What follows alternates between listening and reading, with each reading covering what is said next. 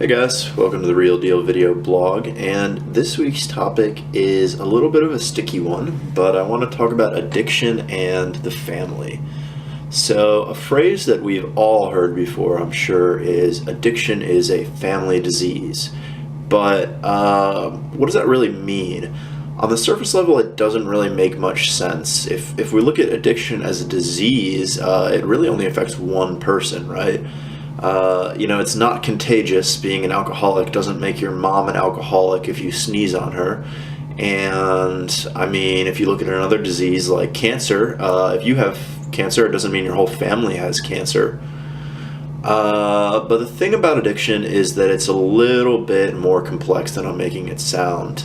It involves behaviors and relationships just as much as the obsession and craving and use of drugs and alcohol.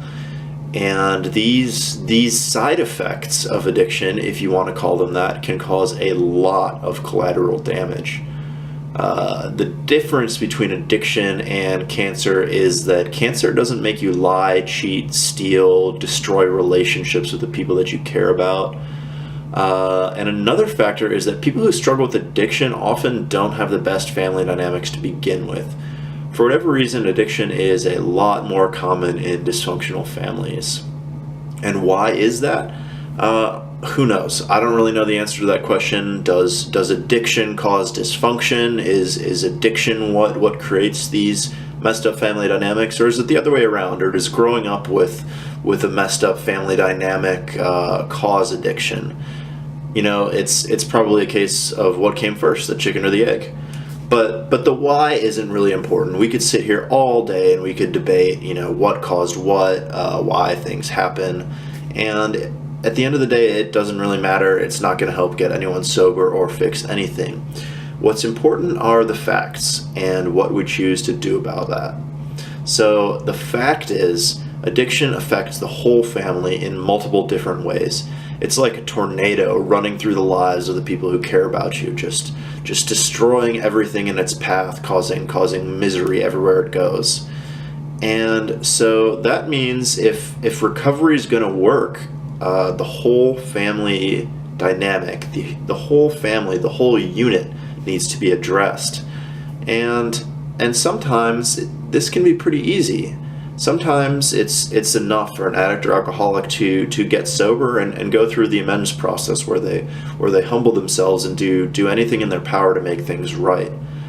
And that's a great first step, but most of the time it's not quite enough. Family members usually have some recovering of their own to do before they're ready to forgive and smooth things over and go back to being a happy, healthy unit. If they ever were one, and even if they weren't, it's possible to get that way, but it takes a little bit more. And this recovery process can mean attending Al-Anon or other groups directed at supporting family members.